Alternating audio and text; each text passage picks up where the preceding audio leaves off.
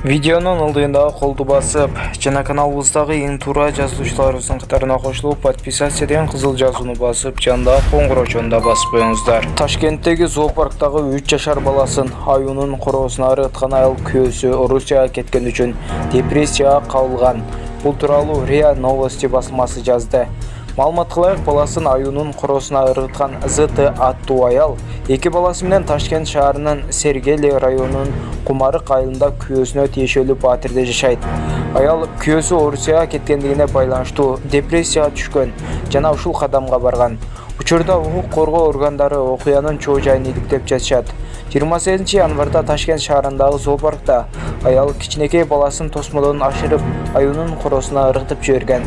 Бактыга жараша аюу балага тийген эмес. Өзбекстандын башкы прокуратурасы жогорудагы факты боюнча адам өлтүрүүгө аракет кылуу беренеси боюнча иш козгогон.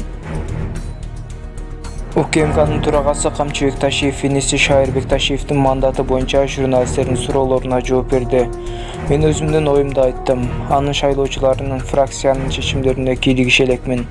Иним менен сүйлөшкөнгө колум тие элек деп жооп берди Камчыбек Ташиев. 23 январда УКМКнын төрагасы Камчыбек Ташиев маалымат жыйын өткөрүп, иниси Шайырбек Ташиев депутаттык мандатын тапшырарын айткан.